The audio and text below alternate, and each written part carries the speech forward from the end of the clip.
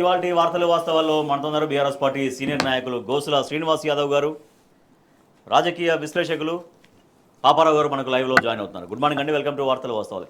ఇక రాష్ట్ర రైతాంగానికి పూర్తిగా ఉరి పెట్టేందుకు ప్రభుత్వం సిద్ధమైంది. వ్యవసాయ మోటార్లకు మీటర్లు పెట్టేందుకు అంగీకరించింది, సిద్ధమైపోయిన పరిస్థితి. సో గతంలో 2021 నుంచి కేంద్ర ప్రభుత్వం ఎంత ప్రెజర్ తీసుకొచ్చినా కూడా నాడు బీఆర్ఎస్ ప్రభుత్వం, నాడు ముఖ్యమంత్రి కేసీఆర్ ఎట్టి పరిస్థితుల్లో కూడా అంగీకరించలేదు. కేవలం 6-7 వేల కోట్ల కోసం ఇవాళ రైతుల్ని బలి పెట్టేందుకు కాంగ్రెస్ ప్రభుత్వం సిద్ధమైనటువంటి పరిస్థితి. శ్రీనివాస్ యాదవ్ గారు, ఈ నిర్ణయం మోటార్లకు మీటర్లు పెట్టిన నిర్ణయం రైతుల పాలిట ఎంత గుదిబండ, రైతులకు ఎంత మరణ శాసనంగా చూడాలి? మనము మీటర్లకు మాట్లాడుకునే ముందు ఒక 10 ఏళ్ళు వెనుకకు కూడా పోవాల్సిన అవసరం ఉంటుంది. ఎందుకంటే తెలంగాణ ఉమ్మడి ఆంధ్రప్రదేశ్లో ఆ రోజు మేము ఫ్యాక్ట్ ఫైండింగ్ కోసం బాలగోపాల్ సార్తో చాలా చోట్ల తిరిగినాం. అంటే రైతు ఆత్మహత్యల మీద ఎందుకు ఆత్మహత్యలు చేసుకుంటున్నారు, వ్యవసాయం ఎక్కడ కుంటుపడ్డది, ఎక్కడ లాభసాటి జరగట్లేదు, రైతులే ఆత్మహత్యలు చేసుకుంటే ఈ దేశానికి కానీ రాష్ట్రానికి కానీ ప్రజానికానికి అన్నం పెట్టేటోడు ఎవడు రేపొద్దున అని వందలాది వేలాది మంది రైతులు చనిపోతే వాళ్ళ కుటుంబాల దగ్గరికి వెళ్ళి అనే దాని మీద మేము చాలా చోట్ల ఫ్యాక్ట్ ఫైండింగ్ పోవడం జరిగింది ప్రొఫెసర్ బాలగోపాల్ సార్తో. సో నేనేమంటున్నా అంటే అక్కడి నుంచి చూసుకుంటే ఈరోజు తెలంగాణ సాధించుకున్న తర్వాత మాకు బావి ఉంది, మాకు పొలం ఉంది, మా పెదనాన్నలు మా బాబాయిలను వ్యవసాయం చేస్తున్నారు. ఇప్పటికి కూడా అప్పుడు ఏంది ఉండంటే 3 పేసు 2 పేసు అనేది ఉండేది. 2 పేస్ అంటే పోయినాక 2 పేస్ వస్తుంది, 2 పేస్ వస్తే మోటార్ నడవదు. 3 పేస్ వస్తే మాత్రమే నడుస్తుంది. అది ఎప్పుడు వస్తుందో తెలియదు. అర్ధగంటకు ఒకసారి లేచి ఒత్తుకుంటుండాలి మీటర్ను. ఒత్తుకుంటుంటే తప్ప స్టార్టర్ను నీకు మోటార్ స్టార్ట్ కాదు. అంటే అంత భయానకమైన పరిస్థితి నుంచి తెలంగాణ సాధించుకున్న తర్వాత 1 సంవత్సరం నరలోనే నాణ్యమైన కరెంట్ ఇచ్చి, నాణ్యమైన పెట్టుబడి ఇచ్చి అద్భుతంగా ఈరోజు రాష్ట్రంలో 10 ఏళ్ళు ఒక 64 లక్షల మెట్రిక్ టన్నుల పంట నుంచి 1,64 లక్షల మెట్రిక్ టన్నుల పంట ఉత్పత్తి అయింది, వరిధాన్యం ప్రధానంగా.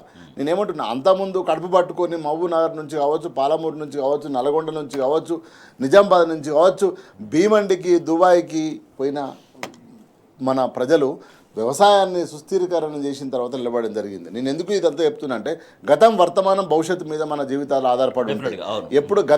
ఎప్పుడైతే ఇప్పుడున్న ఆంధ్రప్రదేశ్ ముఖ్యమంత్రి మీరు విద్యుత్ దాని మీద బట్టలారేసుకోమని చెప్పిండు. బషీర్బాగ్ కాల్పులను మనం దగ్గరుండి చూసినాం. ఆ రోజు ఏమైంది? 7 గంటల కరెంటు, ఉచిత కరెంటు కాదు, 7 గంటల కరెంటు ఇవ్వడానికి కూడా ఆ రోజు ఆగమాగమైంది. అందుగురించి కేసీఆర్ గారు ఉద్యమం సమయంలో చెప్పిండు, అవతల గుంజ యువతల గుంజ వాటి గుంజి నేను కరెంట్ ఇస్తా అని చెప్పిండు. కుర్చీ చేసుకొని నేను ఛత్తీస్గఢ్ నుంచి కరెంటు తెచ్చి ఇస్తా. 1 ఇయర్ తర్వాత, సంవత్సరంన్నర కాలంలోనే నీకు అద్భుతమైన నాణ్యమైన ఒక వ్యవసాయానికి కాదు, మొత్తం తెలంగాణ సమాజానికి. ఈరోజు హైదరాబాద్లో 3 గంటలు 4 గంటలు కరెంటు పోతుంది. నేను ఎందుకు చెప్తున్నా అంటే అంత ఉన్న పరిస్థితి నుంచి తెలంగాణలోనే మొత్తం విద్యుత్ వ్యవస్థ అనేది చాలా మెరుగుపరిచేటువంటి ప్రయత్నాలు జరిగినాయి.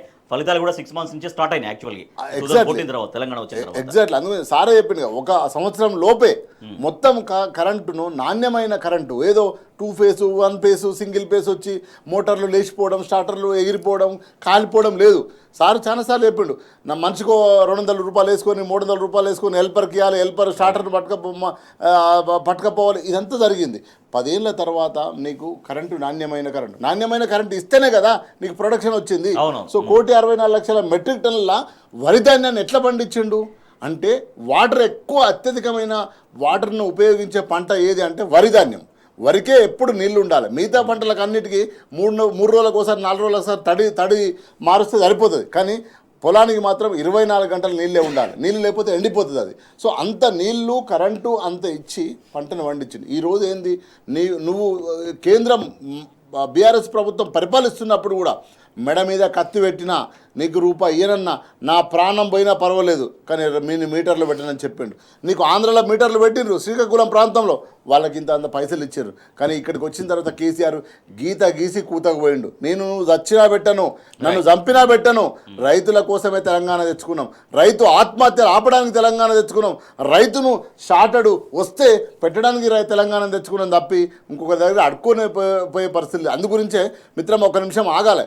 అంత నాణ్యమైన కరెంటు ఇస్తూనే పెట్టుబడి కూడా ఈ దేశంలో ప్రపంచంలో రైతుకు పెట్టుబడి లేదండి. మీరు కంపెనీ పెడతారనండి పెట్టుబడి ఇస్తుంది బ్యాంకు, ఇంకోటి పెడతారనండి పెట్టుబడి ఇస్తుంది, కానీ రైతుకు పెట్టుబడి లేదు. ఈరోజు ప్రపంచంలో మొట్టమొదటిసారి రైతు బిడ్డ కాబట్టే కేసీఆర్ గారు అధినాయకుడు ఆలోచించి రైతుకు పెట్టుబడి సాయం ఇచ్చిండు. ఎవడిస్తాడండి? ఎవడిస్తాడు? రైతుకు పెట్టుబడి ఇచ్చిండు కాబట్టి ఎక్కడ నీకు దళారుల దగ్గర పోయి ముందే పైసలు తెచ్చుకొని మళ్ళా వాళ్ళకు పంటను అమ్మవలసిన పరిస్థితి లేదు. ఇచ్చేది లేదు. నువ్వు ఎక్కడ కూడా నువ్వు కాగితం పెట్టేది లేదు, కాగితం ఇచ్చేది లేదు, కాగితం రాసిచ్చేది లేదు. నీ పంటకు నువ్వు ప్రభుత్వమే పెట్టుబడి ఇస్తే ఈ సమాజానికి నువ్వు అన్నం పెట్టినావు. సో అట్లా పరిస్థితులలో ఉండే ప్రభుత్వం పరిపాలన. ఈరోజు ఏమైంది? 6,000 కోట్లకు 5,000 కోట్లకు మీటర్లు పెట్టాలని చూస్తున్నాం. మీటర్లు పెడితే తెలంగాణ రైతాంగం ఏదైతే గతంలో బషీర్బాగులో పోరాటం చేశారో అదే పోరాటాన్ని మళ్ళీ బయటకు వచ్చే పరిస్థితి ఏర్పడుతుంది. Right, okay. పాపారావు గారు, చాలా బలమైన కారణం ఉంది కాబట్టి రైతులు తీవ్రంగా ఇబ్బంది పడతారు కాబట్టి నాడు చాలా తీవ్రంగా నాడు ముఖ్యమంత్రి కేసీఆర్ అప్పుడు బీఆర్ఎస్ ప్రభుత్వ హయాంలో అప్పుడు వ్యతిరేకించారు. కానీ ఇవాళ కేవలం 6-7 వేల కోట్లకే, అంటే గతంలో 25,000 కోట్ల ఎఫ్ఆర్బిఎం పరిమితికి మించి రాష్ట్రానికి మీకు లాభం జరుగుతుందని చెప్పినా కూడా రైతాంగం సంక్షేమమే మా ముఖ్యమన్నారు. ఆ రోజు మీటర్లకు అంగీకరించలేదు. బట్ ఇవాళ 6-7 వేల కోట్లకే ప్రభుత్వం మీటర్లకు అంగీకరించినటువంటి పరిస్థితి. ఇది రైతుల పాలిట మరింతగా ఇబ్బందికరమైనటువంటి నిర్ణయంగా ఎట్లా చూడాలి? పేపర్ చదువుతాం. ఈరోజు ఇందాక శ్రీనివాస్ గారు కొంత చరిత్రలో గతంలో జరిగినవి చెప్పారు. ఏం జరిగింది అని చెప్పారు, ఎట్లాంటి పరిస్థితులు ఉన్నాయి తెలంగాణలో అనేది. దానికి తోడు కొంచెం అదనంగా ఏంటంటే 2021లో యాక్చువల్గా అంతకుముందు 2017లో ఒక నోట్ పంపటం, అదే నోట్ని కేంద్ర ప్రభుత్వం ఒక నోట్ దీనికి సంబంధించి ఒక నోట్ పంపింది, రాష్ట్ర ప్రభుత్వాలకు పంపిన నోట్ని, అదే నోట్ని తీసి రేవంత్ రెడ్డి గారు అసెంబ్లీలో కేసీఆర్ గారు ఒప్పందం చేసుకున్నారు మీటర్లు బిగించడానికని ఒక అబద్ధాన్ని చెప్పిన సందర్భాన్ని కూడా హరీష్ రావు గారు ఎక్స్పోజ్ చేశారు. దాన్ని ఇది కాదు, ఆ నోట్ వేరేదని చెప్పారు. తర్వాత 2021లో ఎప్పుడు కోవిడ్ కాలంలో రాష్ట్ర ప్రభుత్వాలన్నీ ఆర్థికంగా సమస్యలతో సతమతం అవుతున్నాయి. ఎందుకంటే ఎవరికి ఆదాయం లేదు, ఎక్కడా పన్నాదాయం వచ్చే అవకాశాలు లేవు, ఎందుకంటే అన్ని కార్యకలాపాలు స్తంభించిపోయి. ఆ సమయంలో అన్ని రాష్ట్ర ప్రభుత్వాలు అడిగినట్లే తెలంగాణ రాష్ట్ర ప్రభుత్వం కూడా నేను కొంత అదనంగా అప్పు తెచ్చుకోవడానికి, ఎందుకంటే ఎఫ్ఆర్బిఎం ఒక పరిమితి పెట్టింది అప్పు తెచ్చుకోవడానికి, ఆ పరిమితి పైన అప్పు తెచ్చుకోవడానికి నాకు అవకాశం ఇవ్వండి అని చెప్పి తెలంగాణ రాష్ట్ర ప్రభుత్వం కూడా దేశంలో అన్ని ప్రభుత్వాలతో పాటుగా అడిగింది. అప్పుడు కేంద్ర ప్రభుత్వం దాన్ని ఒక అవకాశంగా తీసుకొని దేశం మొత్తంలోని అన్ని రాష్ట్రాల మీద తను అనుకున్న తన అభిష్టాన్ని ఇష్టానుసారం అమలు చేయడం కోసం అవకాశంగా తీసుకోవడం కోసం అప్పుడు ఒక ₹1 అప్పు తెచ్చుకోవాలంటే మీరు ఈ పనులు చేయండి, అదనంగా మీరు అంటే 0.5% అంటే ఒక ₹1, ₹100లో ఒక ₹1 0.5% అప్పు తెచ్చుకోవాలంటే పలాంది చేయాలి, ఇంకో 0.5% అప్పు తెచ్చుకోవాలంటే పలాంది చేయాలి. ఇలాంటి షరతులతో ఆ రోజు వచ్చింది ముందుకి. అంటే 0.5% అప్పు చేయాలంటే విద్యుత్ సంస్కరణలు చేయాలి ఒకటి, ఇంకో 0.5% అప్పు అదనంగా తెచ్చుకోవాలంటే అర్బన్ రిఫార్మ్స్ చేయాలి. అంటే ఏదైతే ఆంధ్రప్రదేశ్ రాష్ట్రంలో కూడా అమలు జరిగినాయో అర్బన్ రిఫార్మ్స్ అంటే ఏంటంటే ఈ ప్రాపర్టీ ట్యాక్స్ పెంచడం, అలాగే చెత్త పన్ను వేయడం, ఇలా భారాలు మోపడం ప్రజల మీద అర్బన్ ఏరియాస్లో.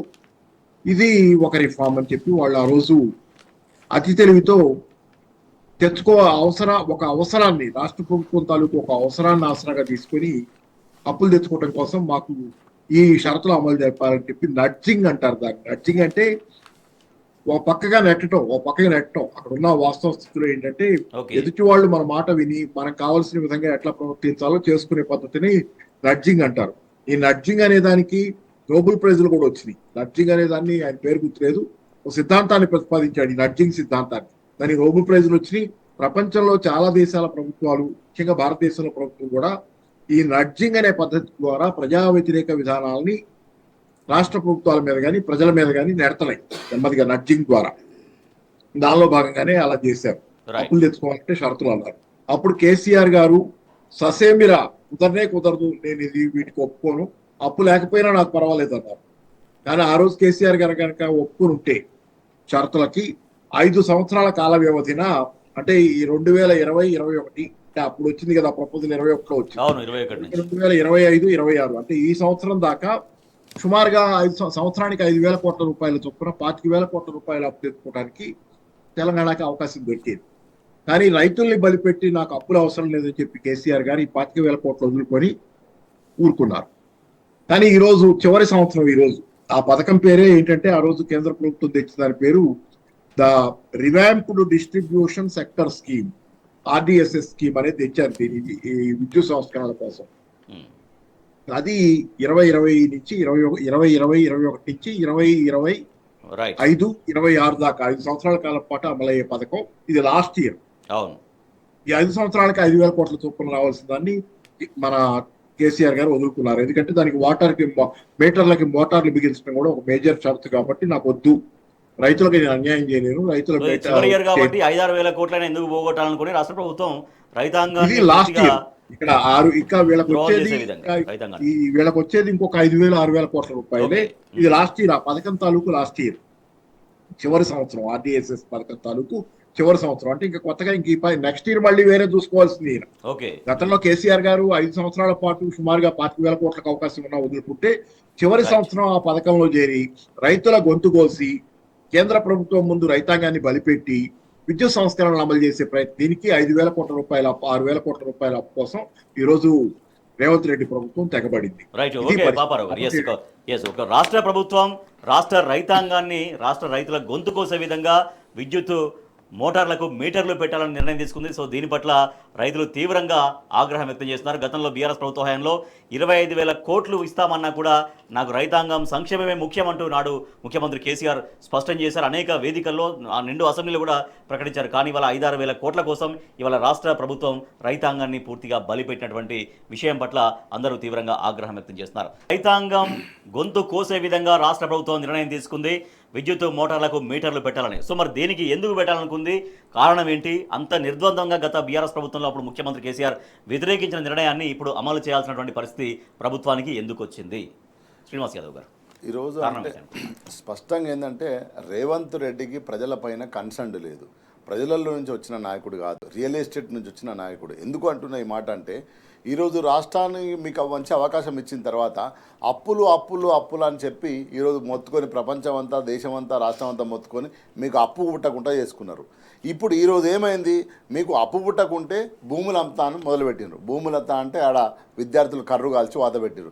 చివరికి ఏమైంది, రైతులను కుదవబెట్టి ఈరోజు అప్పు తీసుకునే పరిస్థితి ఏర్పడుతుంది. ఎందుకంటే నువ్వు 6,000 కోట్లకు ఈ తెలంగాణ రైతాంగానికి మీటర్లు పెట్టి వాళ్ళ మీద కత్తి పెట్టి వాళ్ళని చంపడానికి ప్రిపేర్ అయినావు. ఇదంతా ఎందుకు జరుగుతుందంటే పరిపాలన మీద అవగాహన లేక, ప్రజలపైన కన్సర్న్ లేక, రైతులంటే ప్రేమ లేక, రైతులకు ఏం చేయాలి, తెలంగాణకి ఏం చేయాలి, తెలంగాణకి ఏం కావాలో అనే ఆలోచన లేక ఆయన ఏకైక లక్ష్యము ముఖ్యమంత్రి, ఆ ముఖ్యమంత్రితో పాటు తన కుటుంబానికి సంబంధించిన భూములు సంపాదించుకోవడం తప్ప ఎక్కడ కూడా ప్రజలకు కన్సర్న్ లేడు. ఎందుకు కన్సర్న్ లేదంటే ఈరోజు హైడ్రాను నీ మేనిఫెస్టోలో లేదు, ఈరోజు మూసి పక్షాలని మేనిఫెస్టో లేదు, భూములు అమ్మేది నీ మేనిఫెస్టో లేదు, లగాచర్లని మేనిఫెస్టో లేదు.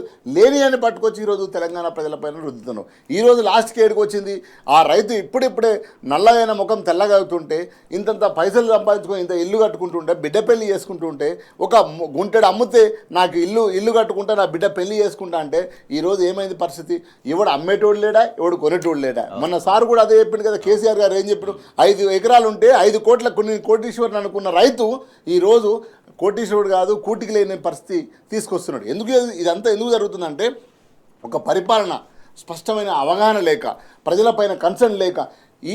మనం 10 ఏళ్లలో రైతుల ఆత్మహత్యలు చూడలేదు రాజేష్ గారు. మనం స్పష్టంగా రైతు ఆత్మగౌరవం కావచ్చు, రైతు ఆర్థిక పరిస్థితి కావచ్చు, ఎవరెస్ట్ శిఖరం వరకే నిలబడ్డది. ఈరోజు ఏమవుతుంది, రైతు MRO office is the first magistrate, is MRO. ఆ మండలానికి ఫస్ట్ మెజిస్ట్రేట్ దగ్గరికి పోయి ఆ ఆఫీసులో ఉరిపెట్టుకుంటుండంటే ఎంత దౌర్భాగ్యమైన పరిస్థితి. బ్యాంకులకు వెళ్ళి అప్పుయిరా నాయన అని ఉరిపెట్టుకుంటున్నాడు. ఈరోజు రియల్ ఎస్టేటర్లు, చిన్న రియల్ ఎస్టేటర్లు వాళ్ళు ఆత్మహత్యలు చేసుకుంటున్నారు. నేను ఎందుకు చెప్తున్నా ఇదంతా అంటే రాష్ట్రంలో అప్పు పుట్టక రైతులను కుదవబెట్టే పరిస్థితి తీసుకొస్తుండే రేవంత్ రెడ్డి. ఇది ప్రమాదకరమైన హెచ్చరిక. ఇక్కడ అందరూ మాట్లాడారు, ప్రజాస్వామిక వాదులు మాట్లాడాలి, మానవ హక్కుల సంబంధం మాట్లాడాలి, రైతు కమిటీలన్నీ చేసుకున్న వాళ్ళు కూడా ఈరోజు మాట్లాడాలి. చాలామంది ఆ రోజు రైతులకు అప్పులు అవుతున్నాయని మొత్తుకున్న వాళ్ళు ఉన్నారు కదా, ఈరోజు మాట్లాడాలి. రైతు చనిపోతున్నాడు మాట్లాడాలి, రైతుకు మీటర్ పెడుతున్నారు మాట్లాడాలి. మీటర్ పెడితే వాడు ఏడ బతుకుతాడంటే రైతు. కాబట్టి నువ్వు రైతు బంధువు ఇయ్యవు, రుణమాఫీ చేయవు, రైతు బీమా అండి. ఈ దేశంలో మనం గొప్పగా చెప్పుకోవాలి కేసీఆర్ గారి గురించి ఎంత చెప్పినా తక్కువ. ఎందుకంటే ప్రపంచంలో పిరికెడు భూమి ఉన్నా కూడా ఇన్సూరెన్స్ కట్టి రైతు పాము గుట్టో తేలు గుట్టో యాక్సిడెంట్ చనిపోతే ఆ కుటుంబానికి దినాల లోపు 5 లక్షలు ఎవడిచ్చిండండి? 5 లక్షలు అంటే మామూలు విషయమా? నువ్వు రూపాయి కట్టకుంటే నీ పాస్బుక్ మీద 2 గంటల భూమి ఉంటే 1 గుంట భూమి ఉన్నా 5 లక్షలు నీకు అకాల మరణం జరిగితే దానికి పోలీస్ కేసు లేదు, ఎఫ్ఐఆర్ లేదు, ఏ సర్టిఫికేట్ లేదు. ఆ టైంలో ఒక్కోసారి ఏ బంధువు కూడా ఆదుకోడు, ఎవడు రాడు. ఇంకా అప్పులోళ్ళు చూస్తుంటారు. ఒక్క విఆర్ఓ కనుక ఆయన చనిపోయిందని ధృవీకరణ పత్రం ఇస్తే 5 లక్షలు నీకు వారం రోజులలో వచ్చినాయి. ఎవరు పెట్టిందంటే అంటే కేసీఆర్ గారికి కన్సర్న్ టు ప్రజలు, రైతుకు కన్సర్న్ ఉన్నాడు, రైతు బిడ్డ కాబట్టి రైతు కోసం ఆలోచించాడు. ఈ రేవంత్ రెడ్డి దానికోసం రియల్ ఎస్టేట్ కోసం ఆలోచిస్తున్నాడు. అప్పు కోసం రైతుల్ని కుదవబెట్టింది రాష్ట్ర ప్రభుత్వం. ఇది చాలా ప్రమాదకరమైనటువంటి హెచ్చరిక అంటూ చాలా తీవ్రంగా అభిప్రాయాలు వ్యక్తమవుతున్నాయి. మాజీ మంత్రి హరీష్ రావు నిన్న ఎన్డీఎస్ఏ రిపోర్టు పైన తీవ్రంగా ఆగ్రహం వ్యక్తం చేశారు. ఎన్డీఎస్ఏ కాస్త ఎన్డీఏకు జేబు సంస్థగా మారింది, కేవలం రాజకీయంగా మాత్రమే ఈ రిపోర్టు ఇచ్చినట్టుగా ఆయన భావిస్తున్నట్టుగా తీవ్రంగా ఆగ్రహం వ్యక్తం చేశారు. రైట్, పాపారావు గారు, కాళేశ్వరం ప్రాజెక్టు విషయంలో ఎన్డీఎస్ఏ ఇచ్చినటువంటి రిపోర్టును తీవ్రంగా తప్పుపట్టారు హరీష్ రావు గారు. ఇది ఎన్డీఎస్ఏ రిపోర్టు కాదు, ఎన్డీఏ రిపోర్టు. ఎన్డీఏకు జేబు సంస్థగా ఎన్డీఎస్ఏ వ్యవహరిస్తోంది. ఆ రిపోర్టు చూస్తే అదే తేట తెల్లమవుతుందనేది ఆయన ఆగ్రహం వ్యక్తం చేశారు.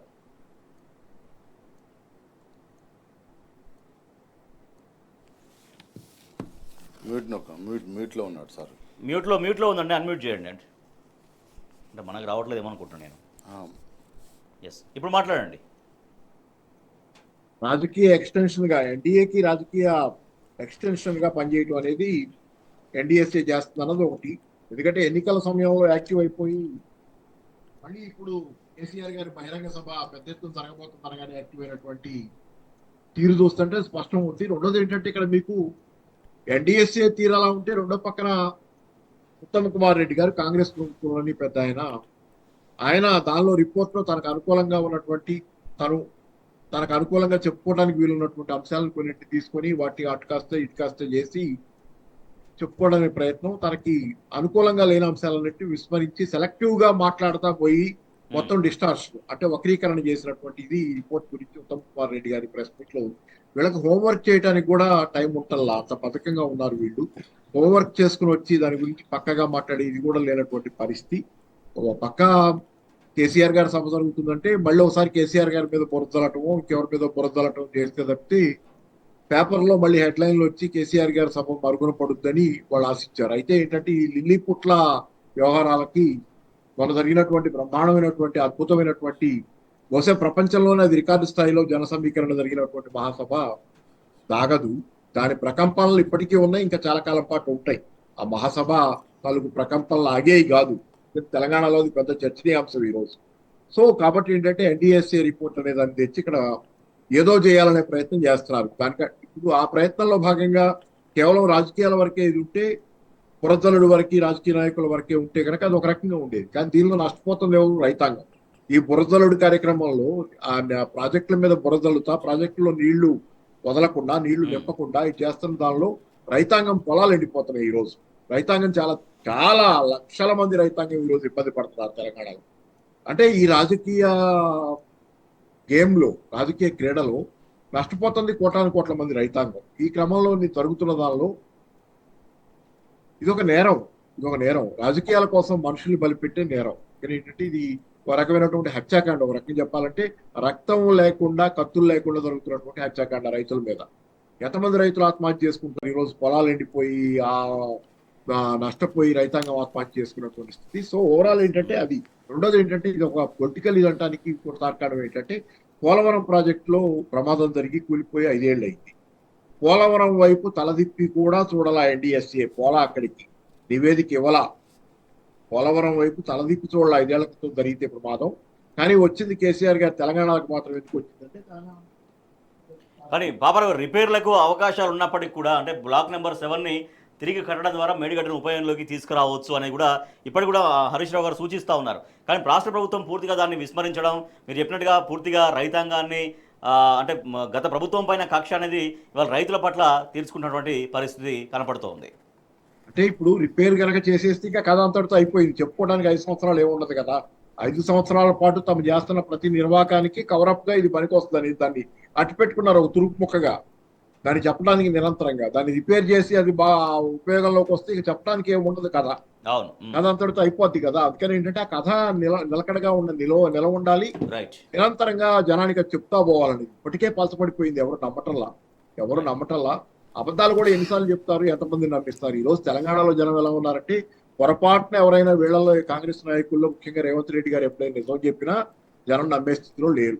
ఆయన ఏమన్నా పొరపాటున ఏదైనా ఎప్పుడన్నా నిజం మాట్లాడినా జనం అయితే నమ్మే స్థితిలో లేరు. అంత అపనమ్మకం వాళ్ళ మీద ఏర్పడింది. రైట్. అదే కాదు, ముఖ్యంగా కాంగ్రెస్ నాయకత్వం మొత్తం ఈ రోజు చాలా విషయాల్లో, ఇందాక మాట్లాడుకున్న విషయంలో కూడా జవాబు చెప్పాల్సింది రాహుల్ గాంధీ నుంచి జవాబు చెప్పాల్సిన అంశాలు ఉన్నాయి.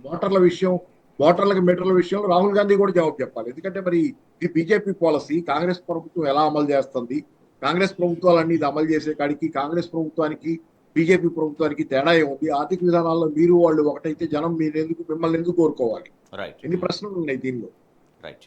రైట్. ఓకే. శ్రీనివాస్ యాదవ్ గారు, ఒక బృహత్తరమైనటువంటి బహుళార్థ సాధక ప్రాజెక్టుగా కాళేశ్వరం తీస్తే దాని వినియోగం అనేది ఎట్లా జరిగిందో చూస్తాం, దాని కింద ఎంత ఆయకట్టు అనేది స్థిరీకరణ జరిగిందో చూసాం, ఎంత రైతులు వ్యవసాయాన్ని ఎంతగా వాళ్ళు డెవలప్ చేయగలిగారో మనం చూసాం. కానీ ఇవాళ ఎన్డీఎస్ఏ రిపోర్ట్ అనేది ఎన్డీఏ రిపోర్ట్గానే కనపడుతోంది, ఇది రాజకీయ రిపోర్ట్గానే కనపడుతుంది అనేది నిన్న హరీష్ రావు గారు చేసినటువంటి స్టేట్మెంట్. ఆ అంశాలు ఏం చెప్తున్నాయి నిజంగా వాటిలో ఉన్నటువంటి అంశాలు? స్పష్టంగా ఎన్డీఎస్ఏ రిపోర్టు అది ఎన్డీఏ రిపోర్ట్ అనేది స్పష్టంగా అర్థమవుతుంది. దాంట్లో పెద్ద రాకెట్ సైన్స్ ఏం లేదు, దాన్ని పెద్ద పరిశోధించాల్సిన రెండో విషయం. ఈరోజు కాంగ్రెస్ వాళ్ళు ఉత్తమ్ కుమార్ రెడ్డి అంతా జబ్బలు జరుచుకుంటుండు కదా, మరి ఆయన ప్రాతినిధ్యం 2014 కంటే ముందు మంత్రిగా ఉన్నాడు కదా, మరి ఆ కోదాడాకు మిర్యాలగూడకు నీళ్లు ఎందుకు పట్టుకపోలేకపోయిండు, నీళ్ళు ఎందుకు తెచ్చుకోలేకపోయిండు? ఈరోజు 60 ఏళ్ళు నువ్వు నాశనం చేసిపోతున్నావు కదా. ఈ కాంగ్రెస్ నాయకులు అడ్డం పొడుగున్నోళ్ళే కదా, వీళ్ళే కదా ఆగం చేసింది, వీళ్ళే కదా వలసలకు కారణమైంది, వీళ్ళే కదా చెరువులను తెంపింది, వీళ్ళే కదా ప్రాజెక్టులు కట్టింది. మరి మీరు 60 ఏళ్లలో దాదాపు 50 ఏళ్ళు మీరు పరిపాలించారు. ఈ తెలంగాణ ప్రజలకు నీళ్ళు ఎందుకు ఇవ్వలేదు, ఈ తెలంగాణ ప్రజలకు నాణ్యమైన కరెంట్ ఎందుకు ఇవ్వలేదు? ఈరోజు ఉత్తమ్ కుమార్ రెడ్డి చెప్తుండు. ఈరోజు సుషి కంపెనీ, ఇదే కోమటిరెడ్డి వెంకరెడ్డి కంపెనీకి ప్రణాళిక చెవుల దగ్గర ఆడ కట్టక ముందే ఆల్రెడీ 6,500 కోట్లు కొట్టి కాలువలు తీసిండ్రు. మరి ఆడ ఇంత కట్టకట్టి నీళ్ళు ఇవ్వాలి 5 కాన్స్టెన్సీలకు, ఏదైతే సిర్పూర్ కాజనారు, బెల్లంపల్లి, మంచిర్యాల, ఆసిఫాబాద్ ఏదైతే ఉందో ఆ కాన్స్టెన్సీలకు నీళ్ళు ఇవ్వండి. అది లేదు. నేనేమంటున్నా అంటే ఈ 60-50 ఏళ్ళు పరిపాలించి రైతులను గోసబెట్టుకొని వలసకు కేంద్రంగా ఆత్మహత్యల కేంద్రంగా మీరు పరిపాలించి ఈరోజు ఉత్తమ్ కుమార్ రెడ్డి జబ్బలు దర్చుకొని నేను నీళ్ళు తెచ్చిన కట్టు, నువ్వు ఎన్ని నీళ్ళు తెచ్చినావు చెప్పు నాకు. ఈ 50 ఏళ్ళల్లో, ఈ 14 నెలల్లో, ఈ 16 నెలల్లో నేనేమంటా ఊరికనే అవతల బట్టగాల్చి మీదేసుకుంటా పబ్బం గడుపుకుంటుండే తప్ప ఈరోజు ఆడ ఒక మంత్రి పోయి ఏమంటాడు, నీళ్లును వాటర్ కలవలేదంట. అక్కడ ఉన్న ఎస్ఎల్బీసీలో 8 మంది ఏమైనారో ఇప్పటి వరకు కూడా చెప్పలేదు. వాళ్ళు ఇంతవరకు ఒక ప్రెస్ నోట్ రిలీజ్ చేయలేదు.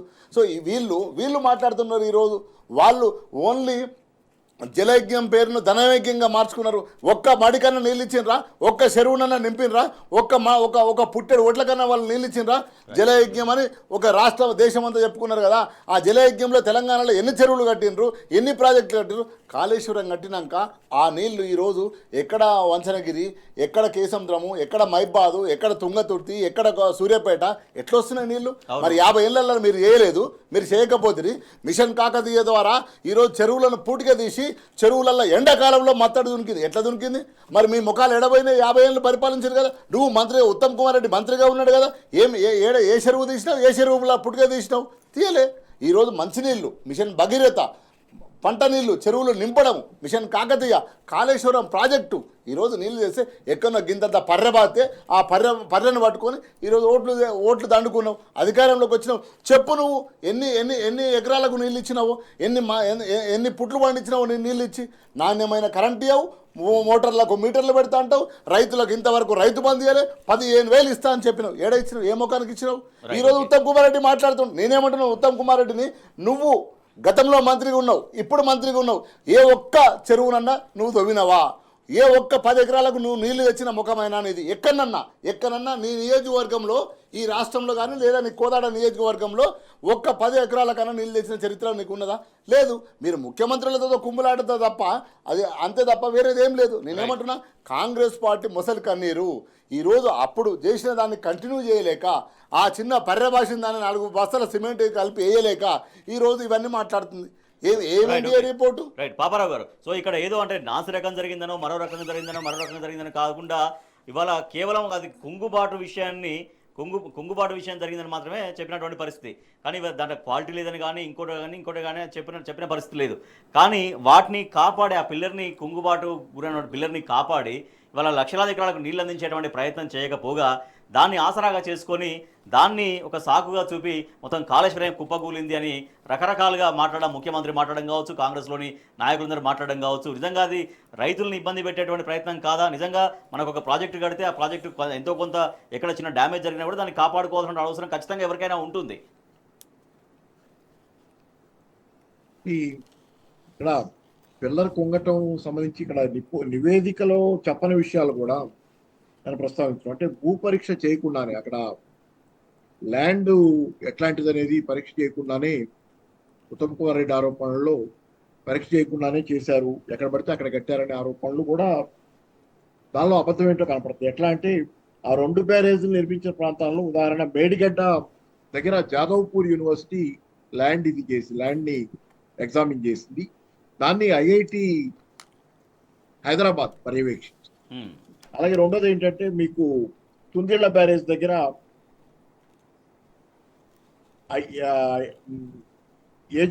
అనేక ఏజెన్సీలు సాంకేతిక పరీక్షలు నిర్వహించగా ఎన్ఐటి వరంగల్ పర్యవేక్షించింది. ఈ రిపోర్ట్లు ఉన్నాయి. ఉండగా కూడా ల్యాండ్ ఆ భూమి సరైంది కాదు, ఆ ల్యాండ్ లో కట్టడం మంచిది కాదు అని చెప్పి ఇప్పుడు చెప్పడం అనేది ఇట్లా రకరకాలుగా ఆయన ఇష్టానుసారం. అంటే వాటిని పోస్ట్ మార్టం చేయాల్సిన అవసరం కూడా లేదు. ఇన్ని అబద్ధాల మీద పోస్ట్ మార్టం చేయాల్సిన అవసరం లేదు. వాళ్ళకు డిఫెన్స్ ఈ రోజు వాళ్ళకి ఏంటంటే కంటిన్యూస్ గా ఎదుటి విప్పింగ్ బాయ్ అంటారు. ఎవరి మీద కోపం తీర్చుకోవాలంటే ఒక సాకు చూపించి నిరంతరంగా దాన్నే పదే బయటికి తీసి ఆ కారణం చెబుతా బతకటం అనమాట.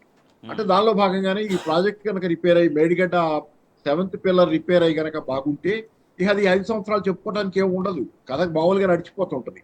కానీ కథ మామూలుగా నడవటం ఇష్టం లేదు. కథ మామూలుగా నడవటం ఇష్టం లేకపోవడం కేవలం కేసీఆర్ గారి మీద కోపంతో అయితే, కేసీఆర్ గారి మీద కక్ష సాధింపు అయితే అది వేరేగా ఉండేది కథ, రాజకీయాల కథ ఉండేది. కానీ ఇక్కడ ప్రజల మీద కక్ష తీర్చుకుంటున్నారు. పరోక్షంగా కాదు, అసలు ప్రజలను బలిపెట్టి, లక్షలాది మంది రైతాంగాన్ని బలిపెట్టి, వాళ్ళ జీవితాలను బలిపెట్టి, వాళ్ళ బ్రతుకు తెరువును బలిపెట్టి ఈరోజు కేసీఆర్ గారి మీద ప్రతీకారం తీర్చుకుంటున్నామని వీళ్ళు అనుకుంటున్నారు.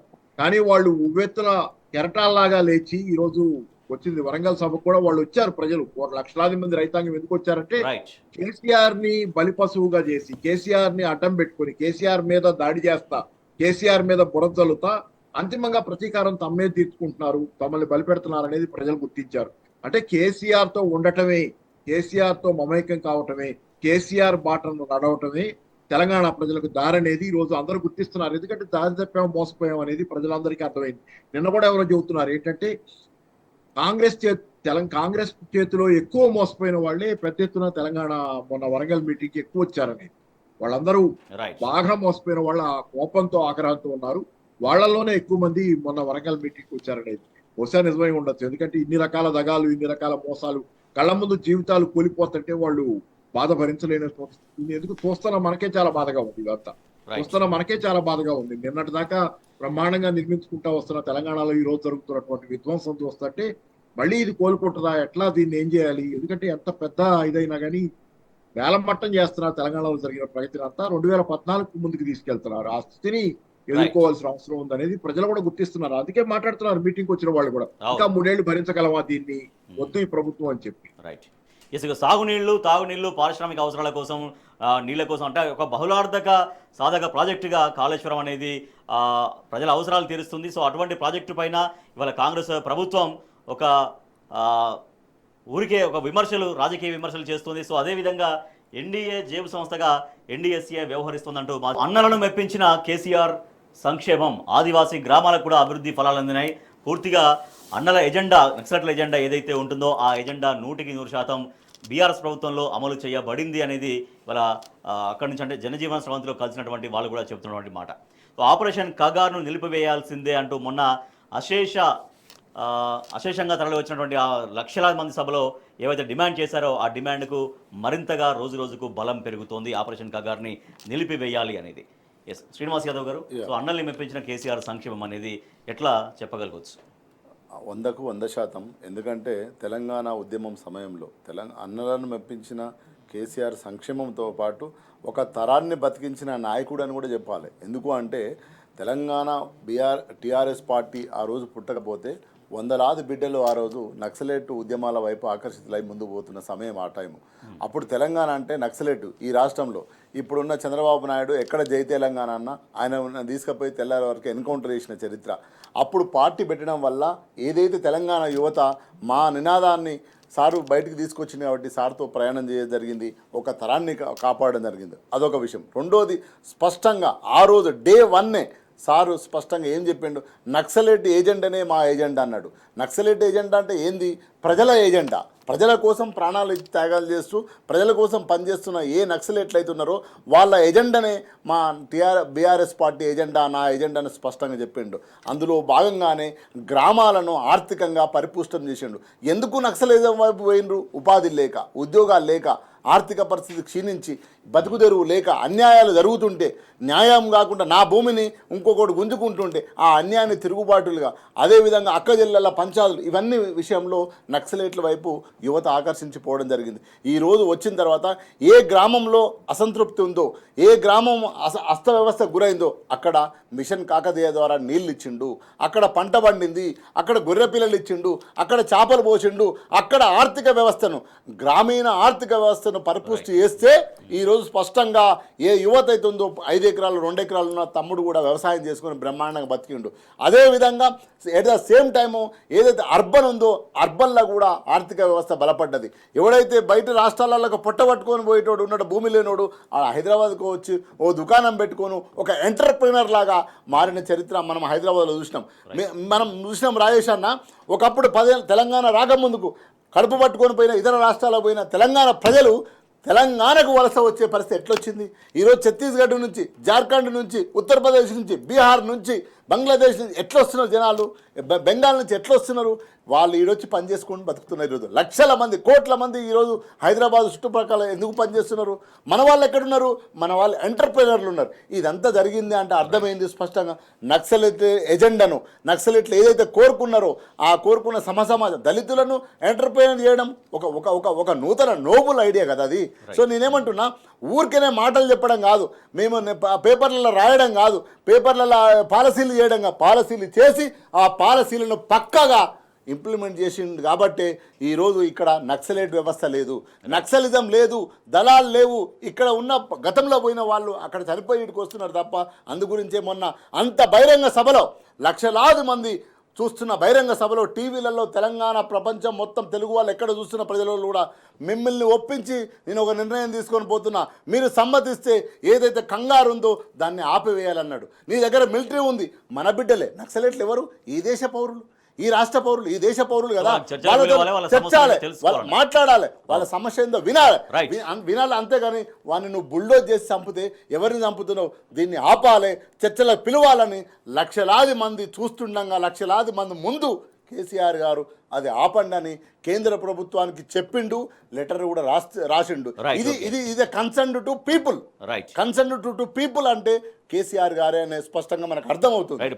పాపారావు గారు, సో అన్ని వర్గాల ప్రజలు లేదా అణగారిన వర్గాల యొక్క ప్రజలు వాళ్ళ హక్కులని పూర్తిగా కాపాడబడమే నక్సలైట్ల ఎజెండా. అదే తెలంగాణ వచ్చిన తర్వాత నక్సలైట్ల ఎజెండాని అమలు చేస్తాం, అన్ని వర్గాల వారిని కడుపులో పెట్టుకొని కాపాడుకుంటాం అనేది వారు చెప్పారు. అది ఎట్లా ఆచరణీయంగా మారిందనేది ఒకటైతే, మొన్న లక్షలాది మందిలో వారు చేసినటువంటి ఒక డిమాండ్, ఆపరేషన్ కాగారు నిలిపివేయాలి, మిలిటరీ చేతిలో ఉంది కదా ఇష్టారీతిన చంపుకుంటూ వెళ్ళొద్దు అమాయక గిరిజనుల్ని, వాళ్ళతో పిలవండి, శాంతి చర్చలు చేయండి అనేది కూడా వారు సూచన చేశారు. సో దానికి మరింతగా సపోర్టుగా క్రమక్రమంగా బలం కూడా పెరుగుతుంది వారి డిమాండ్కి. కొంచెం వివరంగా చెప్పాలి. ఇక్కడ తెలంగాణ అనేది వంచిత తెలంగాణ అనే మాట వింటాం. దగాపడ్డ తెలంగాణ, నీ బాంచన్ నీ కాల్ముక్త యుగంలో బతికిన తెలంగాణ. అంటే పేద ప్రజానీకం, తెలంగాణ పేద ప్రజానీకం బతకాలంటే తిరగబట్టడం, ప్రశ్నించడం, ఎదురు తిరగటం తప్పితే దారి లేని కాలం, అణిచివేయబడ్డ కాలం, ఉక్కుపాదం కింద తొక్కివేయబడ్డ కాలం. ఆ కాలం తర్వాత ఆ కాలంలో పుట్టిందే నక్సల్బరి. బెంగాల్లో పుట్టిన నక్సల్బరి తెలంగాణలో అడ్డుకుంది. సాయుధ పోరాటం ఇక్కడ జరిగింది. 1940ల చివరిలో 50ల దాకా సాయుధ పోరాటం జరిగిందంటే ప్రధానమైన కారణం ఇక్కడ రైతాంగం పట్ల, రైతాంగ సమస్యల పట్ల ఉన్నటువంటి తీవ్రత. ఆ కాలంలో మొదలైనటువంటి ఉద్యమ స్ఫూర్తి, పోరాటం అనేది అనేక దశాబ్దాల పాటు నివురుగప్పి నిప్పులాగుండి మళ్ళీ 69లో దేశంలో నక్సల్బరి దీంతో తెలంగాణలో కూడా బాగా వేగంగా పెరిగింది. కానీ నేను ఇక్కడ విమర్శించడానికి కాదు నక్సలైట్ల ఉద్యమాన్ని. నక్సలైట్ ఉద్యమం అది ఆయుధాలతోనే సాధిస్తాం అంతిమ లక్ష్యాన్ని అనేది పూర్తిగా తప్పు. కానీ వాళ్ళ త్యాగాల్ని తక్కువ చేయటం కాదు, కానీ వాళ్ళు అపారమైన త్యాగాలు చేసింది ఆ ఉద్యమం. కానీ దాన్ని తక్కువ చేయడానికి కాదు. కాకపోతే మీరు ఒక్కసారి ఆలోచిస్తే 1969 అంటే 70 సుమారుగా 50 ఏళ్ళు, ఇప్పటికి 50 ఏళ్ళు దాటింది. 50 ఏళ్ల నక్సల్బరీ ఉద్యమం అపారమైన త్యాగాలు. తెలంగాణలో ఎన్ని వేల మంది చచ్చిపోయారో, అటు పక్కన పోలీసులు కానీ ఇటు పక్కన నక్సలైట్లు కానీ ఎంతమంది ఎంత బీభత్సం జరిగిందో మనకి తెలుసు, అందరికీ తెలిసిన చరిత్ర ఇది. కానీ ఇట్లాంటి చరిత్రలో గత 10 ఏళ్ల కాలాన్ని చూస్తే ఏ హింస లేకుండా తెలంగాణ బిడ్డ కేసీఆర్ ఆయన సాధించి పెట్టిన విజయాలు తెలంగాణకి రైట్. దేశంలో ధనిక రాష్ట్రంగా నిలిపాడు. అట్టడుగు నుండి గునారిల్లుతా నీ బాంచన్ నీ కాల్ముక్తా కాలంలో అణగారిపోతున్న తెలంగాణని, ఉక్కుపాదం కింద నలిగిపోతున్న తెలంగాణని 10 సంవత్సరాల కాలంలో శాంతియుతంగా 14 సంవత్సరాలు శాంతియుతంగా ఉద్యమం చేసి 10 సంవత్సరాల కాలంలో తెలంగాణను సాధించుకున్న తర్వాత పర్ క్యాపిటల్ ఇన్కమ్ లో దేశంలో నెంబర్ 1 గా నిలబెట్టాడు ఆయన. రైట్. అలాగే జీడిపిలో ర్యాంకులు, విద్యుత్ వినియోగంలో ర్యాంకులు, తెలంగాణలో ఒక సంచలనం. తెలంగాణ ఆర్థికాభివృద్ధి అనేది ప్రపంచానికే ఒక నోట్. నియంతృత్వం లేకుండా ప్రజాస్వామ్య పరిపాలనలో తెలంగాణ సాధించిన విజయాలు ప్రపంచానికి ఒక పెద్ద మోడల్. ఇట్లాంటి విజయాల్ని అంటే గత 50 సంవత్సరాల కాలంలో నక్సల్బరీ సాధించడంలో విఫలమైనటువంటి లక్ష్యాలని కేసీఆర్ గారు సాధ్యమైనంత మేరకు తెలంగాణకి సాధించి పెట్టారు. అంటే ఆయన నక్సల్బరీకి ఒక ప్రత్యామ్నాయ నమూనాని, ఆర్థిక అభివృద్ధి నమూనాని తెలంగాణకి ఇచ్చారు. ఏదైతే నక్సల్బరీ ఎక్కడైతే ఫెయిల్ అయిందో త్యాగాలు చేశారు, పోరాటాలు చేశారు, తెలంగాణలో స్ఫూర్తి నింపారు. కానీ అది దాని అంతిమ లక్ష్యమైనటువంటి తెలంగాణ ప్రజలకి మంచి జీవితాన్ని ఇవ్వాలనే దానిలో అది ఫెయిల్ అయింది. కానీ ఈయన ఇవ్వగలిగారు. అక్కడ ఏమైందంటే నక్సల్బరీలో పోరాటమే సర్వస్వం, అంతిమ లక్ష్యం శూన్యమైంది. నిరంతరంగా అమరవీరుల్ని చర్నౌట్ చేయటం జరిగింది. నిరంతరంగా అమరవీరులు వస్తున్నారు, పాటలు కడుతున్నారు అమరవీరుల మీద, అంతా జరిగింది. బాధలు ఉన్నాయి, కష్టాలు ఉన్నాయి, కన్నీళ్లు ఉన్నాయి. దానిలో తిరగబడుతుంది తెలంగాణ.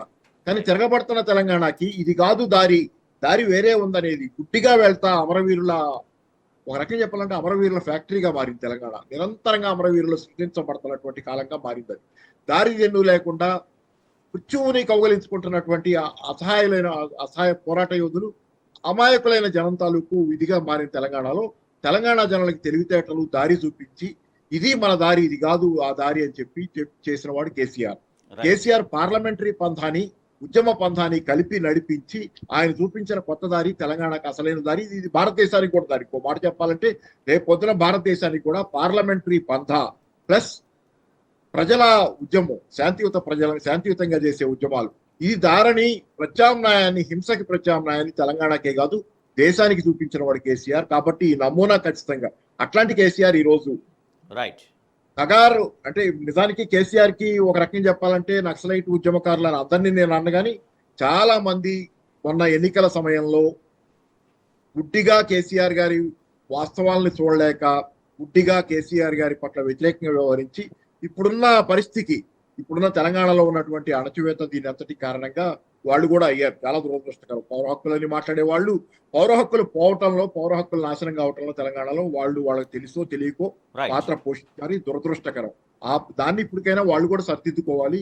కేసీఆర్ గారి మనసును అర్థం చేసుకొని కేసీఆర్ గారు ఎందుకు తప్పిస్తున్నారో, తెలంగాణలో టీఆర్ఎస్ పాత్ర ఏంటో, ప్రజలు ఎందుకు టీఆర్ఎస్ తో కదులుతున్నారో అర్థం చేసుకుని పౌర హక్కుల ఉద్యమం చెప్పేవాళ్ళు వీళ్ళు కూడా ఏంటంటే తెలంగాణలో ప్రజల మేలు కోరుకునే వాళ్ళు ఈ రోజుకైనా కేసీఆర్ గారిని ఉత్తిగా విమర్శించడం మానేసి జరుగుతున్న మంచిలో భాగం పంచుకోవాలని నేను అనుకుంటున్నాను. ఆపరేషన్ కగారును నిలిపేయాలని మొన్న బీఆర్ఎస్ మహాసభ ద్వారా కేసీఆర్ గారు డిమాండ్ చేశారు. ఆయన డిమాండ్కి సర్వత్రా సంపూర్ణంగా మద్దతు లభిస్తోంది.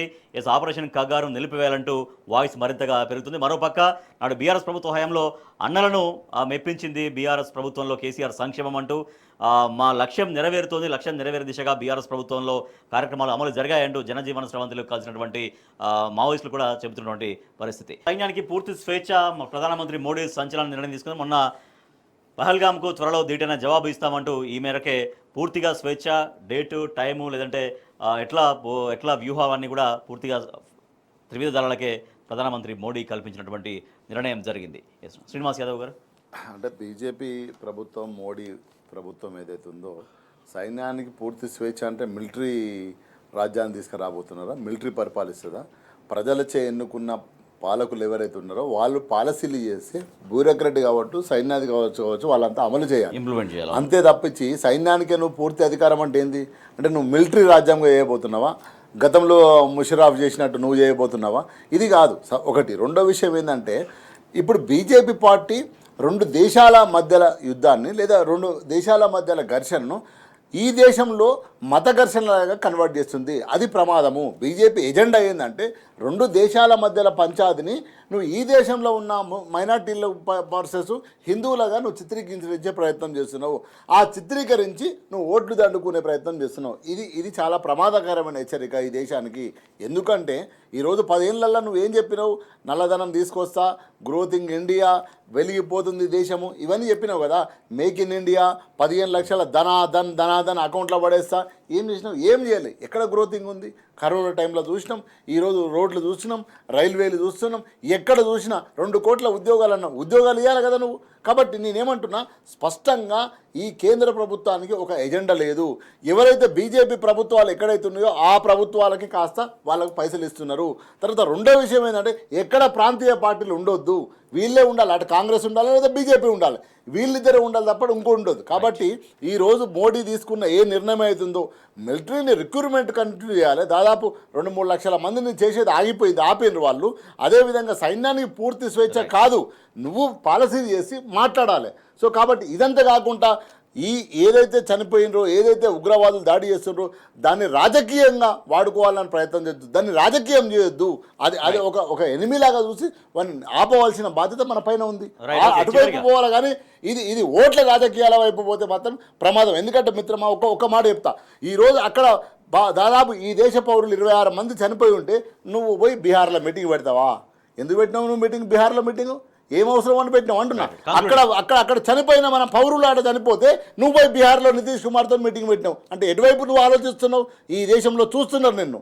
కంక్లూడింగ్ పాపారావు గారు, సో దేశ రక్షణ కోసం అనేది ఒక అంశం అయితే దాన్ని రాజకీయంగా మార్చుకోవద్దు అనేది ఎవరు చెప్పినా కూడా ఒక మాట.